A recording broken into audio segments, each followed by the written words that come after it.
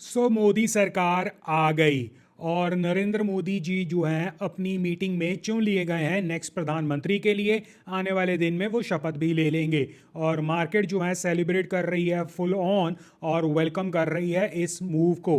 और मार्केट ने लगभग वो सभी जो है लॉसेस को रिकवर कर लिया जो पोल के बाद या इलेक्शन रिजल्ट पर जो है मार्केट ने देखी थी। इसका मतलब क्या क्या मार्केट जो है फ्रेश हाइज को तोड़ने के लिए तैयार, फ्रेश जो है नए गेन देने के लिए तैयार। आज इस वीडियो पर इसी के रिलेटेड बात करेंगे स्टॉक मार्केट के रिलेटेड।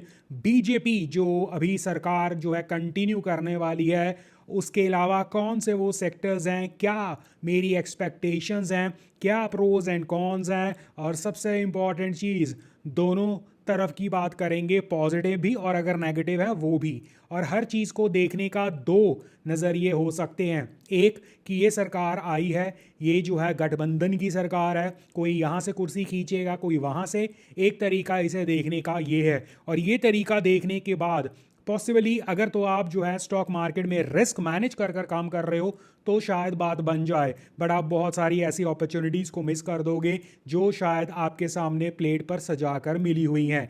नंबर दो, इसी को देखने का ये भी नज़रिया है कि इस बार क्योंकि ये जो है गठबंधन की सरकार है और हर तरफ से जो है प्रेशर पड़ेगा, सरकार इतना अच्छा काम करेगी, पहले से ज़्यादा अच्छा काम करेगी, इतना अच्छा काम करेगी कि नेक्स्ट टाइम के लिए जो है एक गारंटी बना लेगी अपने लिए कि भाई मैं जो है नेक्स्ट टाइम बिना किसी सपोर्ट के आऊँगा, क्योंकि इस बार मैंने इतना काम कर कर दिखा दिया और फील्ड पर लोग इसे रिकग्नाइज कर रहे हैं। तो आप किस कैंप में हैं, आप किस तरह सोचेंगे, वो हम जो है आगे बात करते हैं और हम जो है इसी के ऊपर बात करते हैं मैं क्या सोच रहा हूँ। इसके अलावा ये गठबंधन की सरकार के ऊपर जो है मैंने कल भी जो है एक वीडियो पोस्ट की थी, स्पेशली उसका सेकंड आप ज़रूर देखना अगर नहीं देखा हुआ। उसमें मेंशन मैंने किया हुआ है कि जो हमें लग रहे हैं कि गठबंधन की सरकार, डबल एन की सरकार, नीतीश नायडू जो प्रॉब्लम्स क्रिएट करेंगे, क्या हो कि अगर वो अति सियाने निकले, वो सारा सिनारियो एक्सप्लेन किया है। नमस्कार, सलाम, सत श्री अकाल। मेरा नाम है ईशान, स्वागत है आपका मेरे यूट्यूब चैनल पर। लाइक शेयर सब्सक्राइब जरूर कर देना अगर आपने नहीं किया हुआ। तो बीजेपी की सरकार, नरेंद्र मोदी कंटिन्यू और मार्केट खुश।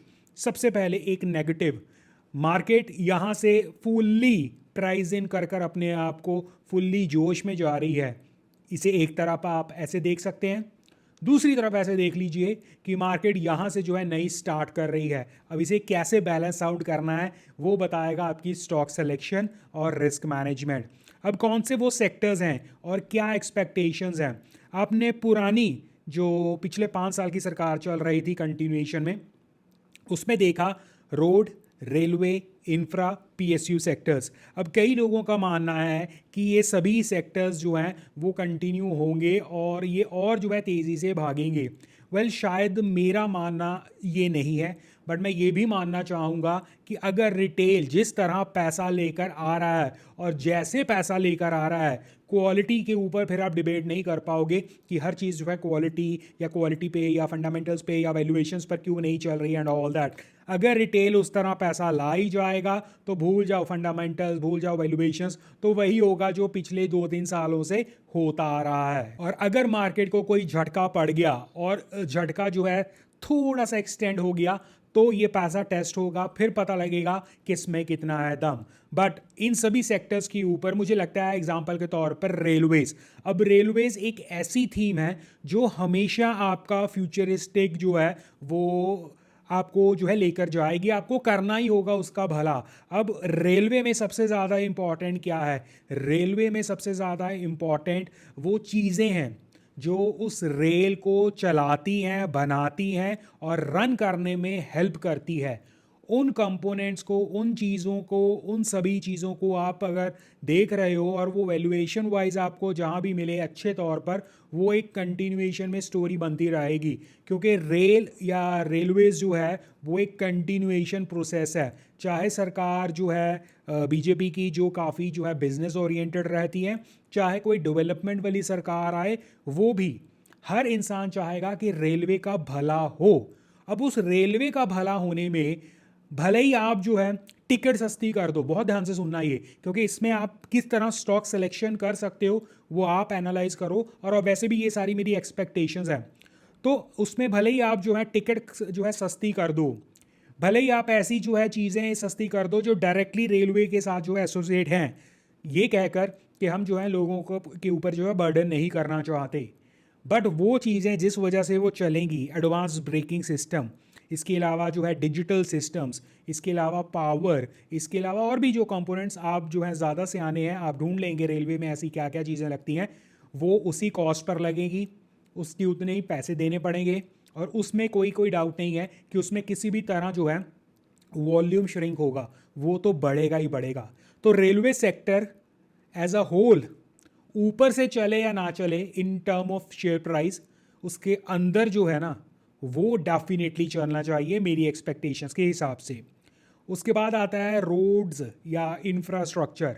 अब वो इंफ्रास्ट्रक्चर जो लो एंड पर जो है काम करते हैं, उनके ऊपर जो है आप पॉजिटिवली जो है बात ज़रूर कर सकते हो, बट जिस स्पीड से इंफ्रा चल रहा है या जैसे इंफ्रा चल रहा है, देश की डेवलपमेंट आपको करनी होगी, बट किस कॉस्ट पर? क्या कंपनीज जो हैं बड़ा मार्जिन रख पाएंगी? क्या कंपनीज को जो है खुला हाथ दे दिया जाएगा? शायद नहीं।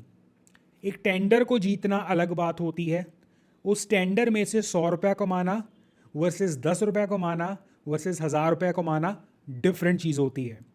और इस सरकार में मुझे नहीं लगता बहुत ज़्यादा जो है आप प्रॉफिट उसमें से निकाल पाओगे, स्पेशली जो गवर्नमेंट के ऊपर जो है रिलाई करती हैं इंफ्रा में, या ओवरऑल चाहे आप उसमें हाउसिंग इंफ्रा भी ले लो एंड ऑल दैट, उसमें बहुत ज़्यादा जो है स्कोप वॉल्यूम वाइज तो आएगा, बट अगर वैल्यूएशन वाइज आप ऑलरेडी चीज़ महंगी ले रहे हो तो वहाँ पर मुझे क्वेश्चन मार्क फिलहाल के तौर पर तो दिख रहा है। फिर आता है बैंकिंग सेक्टर। मुझे लगता है बैंकिंग सेक्टर बहुत अच्छी ग्रोथ करनी चाहिए। अब इसमें आप जो है अगेन, मैं हमेशा से कहता हूँ प्राइवेट और पब्लिक, उसमें से भी आप जो है टॉप 3 टॉप 2 के हिसाब से जो है देख सकते हैं, आपकी चॉइस उतनी ही आसान हो जाएगी। बैंकिंग आप ऐसा समझ लीजिए, डिजिटलाइजेशन का उसे एडवांटेज मिल रहा है और मिलेगा। आगे जाकर करप्शन फ्री भारत या करप्शन फ्री जो है ट्रांजैक्शंस एंड ऑल दैट, उसका एडवांटेज मिलेगा। कल को अगर जो है जैसा कि माना जा रहा है कि गठबंधन की सरकारों में लोगों की हेल्प होती है, तो वहाँ पर जो है अगर टैक्सेस वगैरह कम होने शुरू हो जाएं, तो आप बैंकिंग को फिर से जो है एक मजबूती के तौर पर देखोगे, इसमें कोई डिनाइल नहीं है। तो बैंकिंग तो मुझे लगता नहीं है कि हमें मिस करना चाहिए, और I won't be surprised banking हमारा अगले 5 मे बी 10 सालों के लिए दी सेक्टर टू वॉच आउट हो जाए। और सबसे बढ़िया बात इस सेक्टर में मुझे पता क्या लगती है, वैल्यूएशंस का कंफर्ट। एक मैं एग्जांपल के तौर पर एफएमसीजी का एक स्टॉक देख रहा था, ट्विटर पर किसी ने उसका मेंशन किया था कि बिना किसी ट्रिगर के ये स्टॉक जो है इतने समय से बैठा था, और all of a sudden result वाले दिन से जो है स्टॉक 40-50% जो है इंक्रीज हो गया। ये केवल और केवल उसे एक तो पुश मिला सेफ्टी का और उसकी वैल्यूएशंस का। हमने एचयूएल भी देखा, एचयूएल जो है इलेक्शन से पहले बिल्कुल नहीं चला, but all of a sudden जब चला धमाका कर दिया उसने।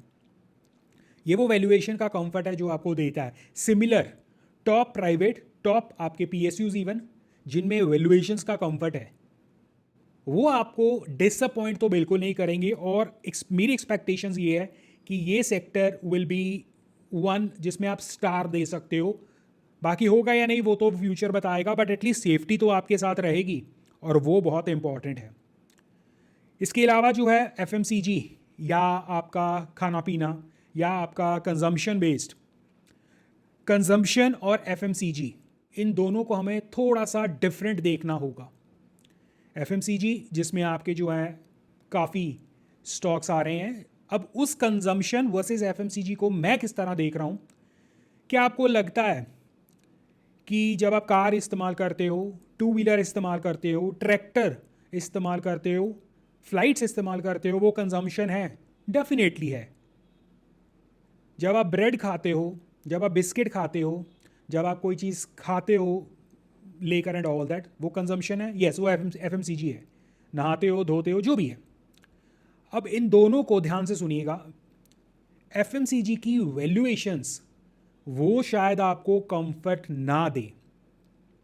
आज अगर जो है आप देखा देखी 80 90 100 की प्राइस टू अर्निंग पर चीज़ ले लोगे, वॉल्यूम भी आएगा, सब कुछ आएगा, बट वो आपको उतना ही वेट करवाएगा। एग्जाम्पल अगेन मैं एचयूएल की देना चाहता हूँ। 60 70 की प्राइस टू अर्निंग पे प्राइस करेक्शन, टाइम करेक्शन, कुछ भी हो, पी करते करते जो है 50 के आसपास आ गया, फिर रैली आई। और आई वोंट बी सरप्राइज्ड कि ये रैली जो है रिजल्ट्स के हिसाब से ऑब्वियसली जो है बाकी का डिसाइड होगा, बट हो सकता है ये रैली एक टाइम पर जाकर फिजल आउट हो जाए, स्टॉक प्राइस को कुछ ना हो, अर्निंग्स आएंगी, फिर वो जो है चक्र जो है दोबारा से चलना शुरू हो जाएगा। यही अगर मैं गलत नहीं हूँ एशियन पेंट के साथ हो रहा है, पीडीलाइट के साथ हो रहा है, बाटा के साथ हुआ है।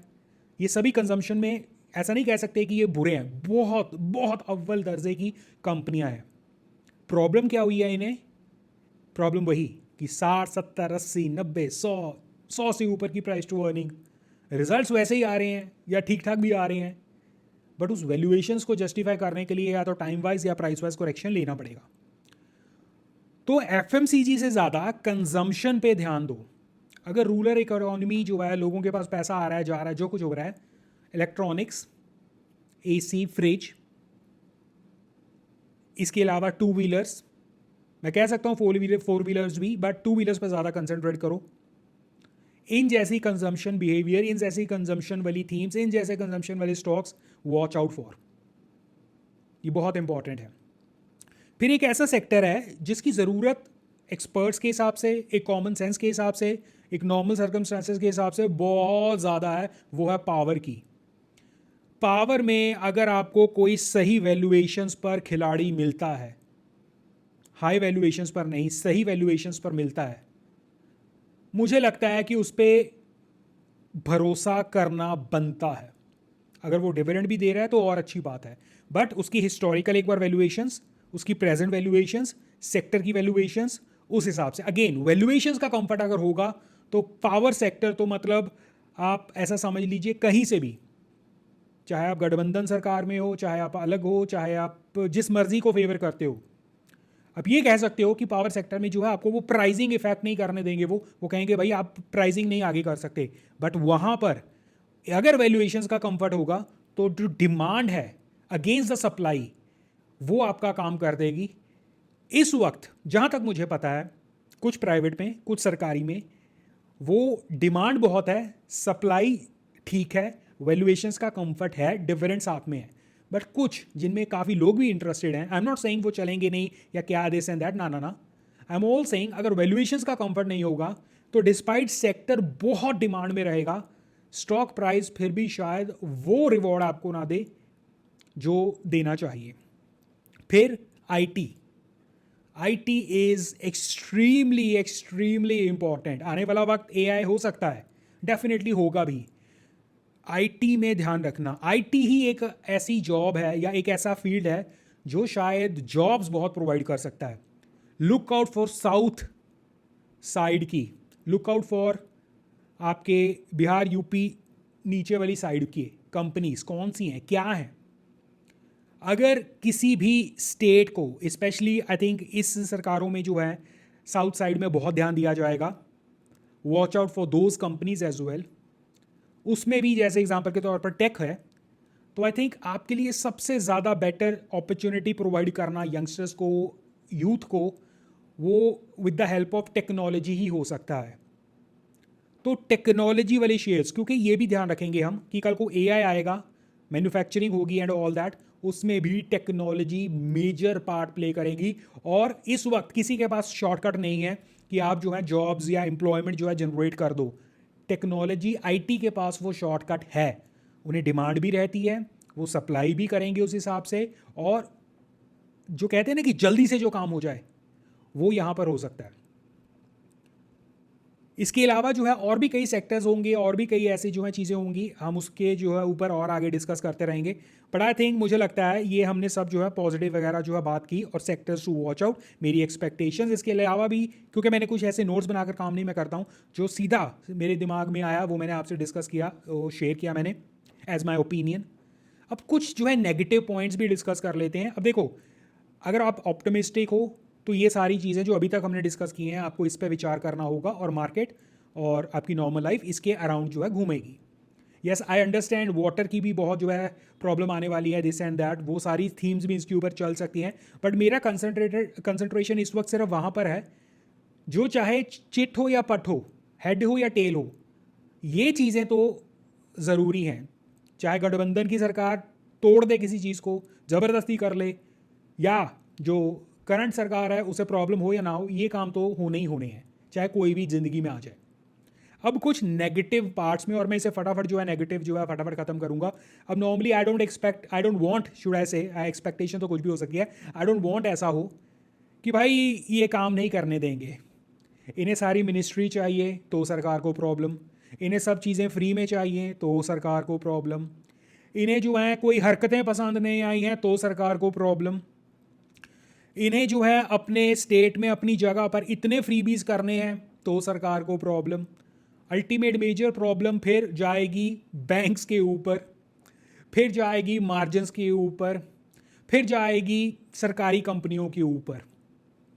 तेल आप जो हैं वर्ल्ड लेवल पर आप चेकआउट कर रहे हो, अगर वो प्राइसेस बढ़ रहे हैं, आपकी मजबूरी है, आप उन्हें छेड़ नहीं सकते, तो एक बना बनाया जो है ये ऑयल गैस वाला जो है सेक्टर आप हिला लोगे।